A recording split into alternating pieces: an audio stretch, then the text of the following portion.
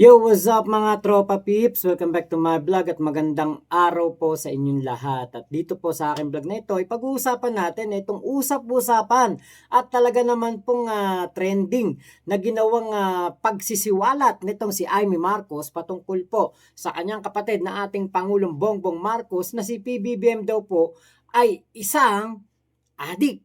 Naku, napakabigat pong alegasyon yan at dapat sa mga ganito pong alegasyon ay meron po tayo dapat ebidensya, Senator Amy. Kaya lang, napansin po namin na sa hinaba-haba ng iyong pagbubunganga, 28 minutes to be exact, talaga pong wala po man lang kayo pinakita sa amin kahit isang ebidensya o kahit isa man lang patunay ng sinasabi mong si PBBM ay gumagamit ng pinagbabawal na pulburon. Anak ko, syempre, hindi naman porke si Amy Marcos ang nagsabi niyan at nagsalita niyan, kahit nakapatid siya ni PBBM, hindi po natin ito matatawag na credible na tao at masasabing meron talagang kinalaman patungkol sa buhay ng ating Pangulong Bongbong Marcos. Bakit? Ha? Kasi nga po, bawat pagsasalita at bawat po pagsisiwalat ng katotohanan, dapat meron kang matibay na ebidensya. Pero dito nga po kay Amy Marcos, wala. Nga. Wala po tayong nakitang kahit isa man lang ebidensya na magpapatunay ng mga claims at ng mga alegasyon na ito ni Amy Marcos. Laban kay PBBM, kay First Lady, at nako pati si Sandro Marcos dinamay niya na rin. Ngayon po, eto. Makikita niyo po dito, makikita niyo po diyan sa taas na yan. Dito sa gawin na ito ng aking daliri, makikita po ninyo ang litrato ni Amy Marcos nung siya ay medyo bata-bata pa, kanyang kabataan. At makikita rin po ninyo ang litrato diyan ni PBBM at nitong si First Lady Liza Araneta Marcos. Alam niyo po matatalino po ang mga netizen. Matatalino na po ang mga Pilipino dahil alam po nila kung sino po ang mas mukhang adik dito sa litrato na ito. Kitang-kita naman diyan. Naku, si Senator Amy talagang kitang-kita yung baba, putok na putok. At kitang-kita po yung talagang alam niyo yung talagang yung tinatawag ng mga DDS kay PBBM na bangag. Yan po ang itsura ng bangag. Amy Marcos mukhang bangag, di ba? Ngayon po, kung ang ating pong Pangulong Bongbong Marcos ay ipagpipilitan talaga ni Amy Marcos na siya po talaga ay gumagamit daw po itong si PBBM. Bakit sa ating pagkakaalam at meron po kung nakitang mga noon ay mga posts patungkol dito kay Super Ate na sinasabi po ng ilang mga malalapit sa pamilya Marcos na ito daw pong si Amy Marcos ang siyang black sheep ng pamilya. Teka. Kapag sinabing ikay adik, ikay gumagamit, perwisyo ka, lalo na at sinabi ni Amy Marcos na alam daw po ng buong pamilya nila kung ano ang problema dito kay PBBM. Pero bakit ganun? Ikaw, Amy Marcos, ang black sheep ng pamilya. Di umano mula sa mga tao na malalapit sa inyo. Malalapit sa family Marcos. Bakit ganun? Di ba dapat kung totoo yan, yung kine-claim mo patungkol kay PBBM at kay First Lady, dapat si PBBM ang black sheep. Dapat si PBBM ang masama. Ang anak na suwail. Pero sa aming pagkakaalam, ikaw ang suwail, ikaw ang party girls. At nako, nun nang ikaw ay nag-aaral sa Amerika. Nako, kahit ang iyong ama at ang iyong ina ay alam kung ano ang nangyayari sa iyo doon. At, nako, sinabihan pa nga ni First Lady noon, First Lady Imelda Marcos, na ikaw ay talagang nakikisama o nakikipagkaibigan sa mga masasamang loob doon po sa Princeton. Nako, ano pa talaga Senator Amy? Kasi parang yung mga sinasabi mo, hindi nagtutugma kay PBBM. Pero dahil sa yung siniwalat patungkol kay PBBM, naglabasan ngayon etong mga dating o mga old accounts, mga dating nangyari sa buhay mo na parang hindi mo yata naitago or hindi mo nagawang ipalinis sa iyong mga tauhan. Nakapost pa rin po diyan sa SOCMED ang mga kung iba't ibang mga pangyayari sa buhay ni Amy Marcos na talagang merong kaakibat na parang kasamaan. Ngayon, punta na tayo dito. Dito sa kaso ng isang Mapua student na nagngangalang Archimedes Trajano. Ito pong si Archimedes Trajano, estudyante ng Mapua at aktivista noong martial law, ay nagtanong lamang sa isang open forum sa PLM noong August 31, 1977. So, kung ito ay August 31, 1977, si Amy Marcos ay 21 years old nung nangyari ang Trajano case. Hindi na siya bata, hindi na inosente, at siguradong alam na ang bigat ng kapangyarihang hawak niya noon. Ang siste, ano ang nangyari? Ito pong si Archimedes Trajano ay nagtanong lamang ng isang simpleng tanong lang. Ang sabi niya, bakit ba dapat anak ng presidente ang maging head ng kabataang barangay? Parang yan yung SK chairman. Siya ang magiging leader sa buong Pilipinas. Ayon po at hindi nagustuhan nitong si Amy Marcos. Hinila po palabas itong si Trajano ng mga bodyguard niya. At yun na po ang huling beses na nakita siyang okay pa. Ngayon po, noong pong 1986, nagsampa ng kaso ang pamilya Trajano sa US Court. At matapos ang proseso, napagdesisyonan po ng korte na si Trajano ay ginurgur ng mga tauhan ni Marcos Manotoc. Amy was held liable for kidnapping, human rights violations, at meron pong damages na $4.16 million. Siya po ay convicted. Na-convict po siya dito. Ngayon, ito pong si Amy Marcos, nung pong kumuha ng parang appeal, parang nabaliktad po. At pumabor po kay Amy Marcos etong desisyon ng korte. Parang ganun yung nangyari. Kung kayo po, alam po ninyo ang nangyari diyan, i-comment nyo lang po diyan sa ating comment section. After po ng apila, na iba po ang desisyon ng korte at pumabor na kay Amy, at sa aking pagkakaalam, sa aking pagkakabasa sa mga posts na nakita ko, para pong na-acquit si Amy Marcos. Pero hindi po siya na-acquit dahil sa siya ay walang kasalanan.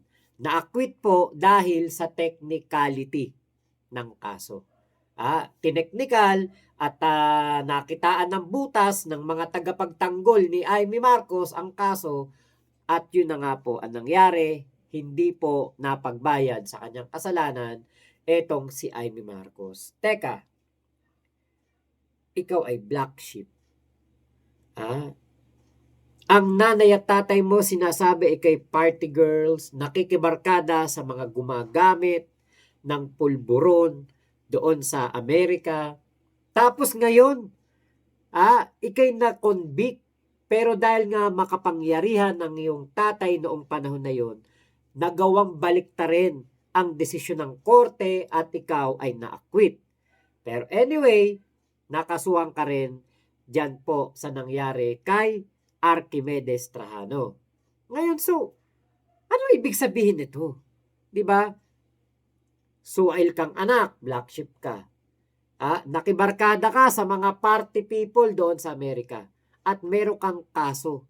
Na na-convict ka at eventually nabaliktad ang kaso.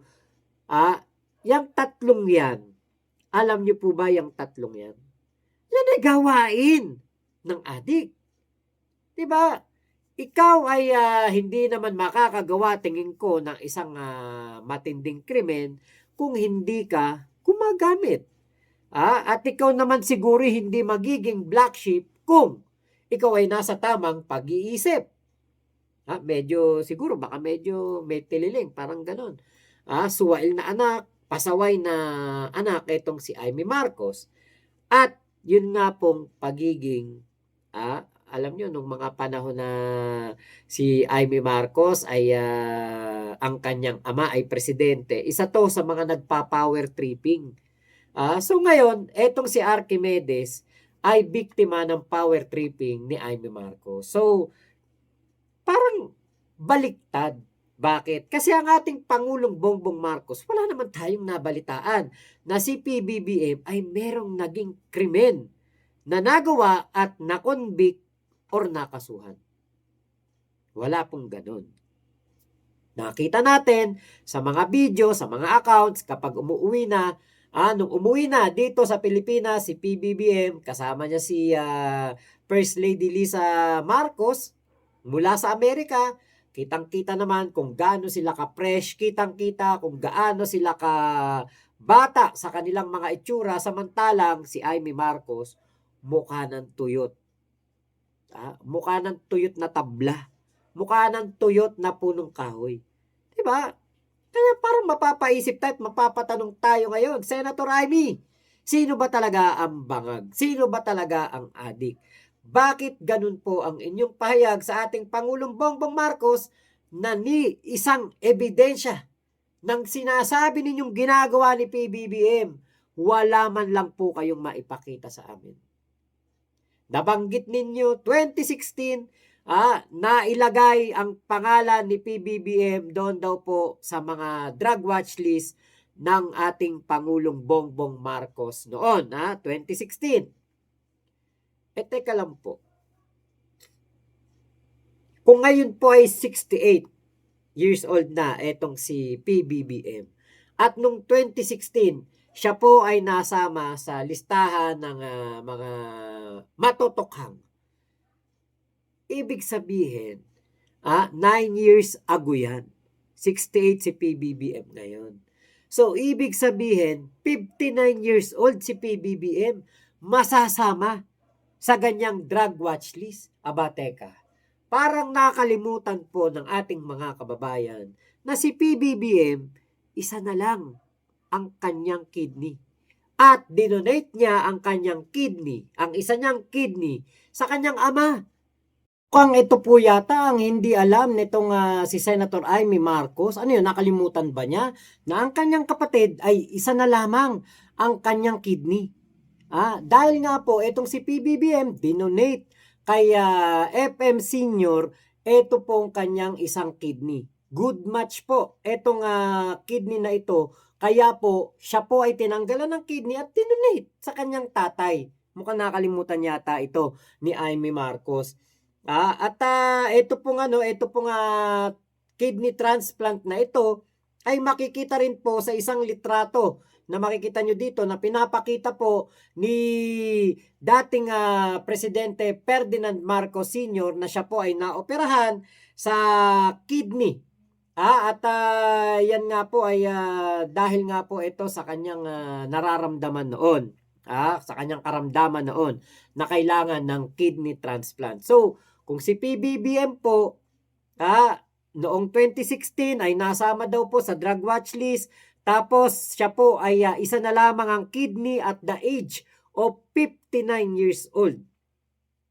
Tingin niyo po ba, makakaya ng kanyang katawan ang presensya ng isang pinagbabawal na pulburon? Diba? Parang napakahirap pong paniwalaan, Senator Amy, ng inyong mga kineklaim.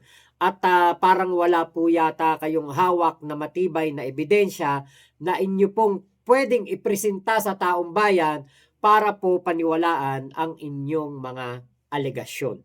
Di ba? Hindi katulad nito, meron kaming nakikita, meron kaming mga nahanap na mga ebidensya na malabong gawin ni PBBM ang mga ganyang ganyang bagay dahil nga po sa iisa na lamang ang kanyang kidney. Naku, ang hirap nga. Meron nga akong pinsan isa lang ang kidney, ang daming bawal. At kapag kami umiinom, tumatagay, hindi siya nakakainom kasi nga isa na lang ang kanyang kidney. Paano pa kaya kung gagamit siya o siya ay kakain ng pulburon? Matamis yun. So, yun lamang po.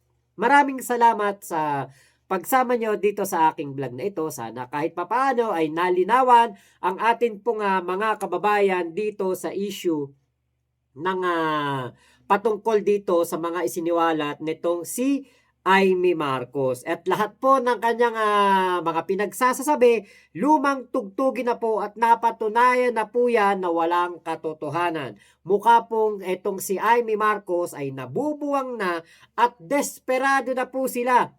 Kaya po dinadivert nila ang issue papunta po kay PBBM. Ang mga ebidensya po kasi ng mga flood control projects, mga ghost projects at flood control scandal ay papunta na po sa mga Duterte. Papunta ng Davao Kaya nga meron ng Zaldico at meron ng Amy Marcos na sumisira sa ating Pangulong Bongbong Marcos. Kaya po, ito pong lahat po ng ating nakikita na ito ay pandemic of lies. At ang atin pong nakikita dito ay isang diversionary tactic para po talagang kay PBBM ma-focus ang galit ng taong bayan kahit na si PBBM ang nagsiwalat ng korupsyon dito sa ating gobyerno. So, yun lamang po. Maraming salamat. Momo Chup Chup. Love you, love you. God bless us all, Pilipinas. God first. Salamat po.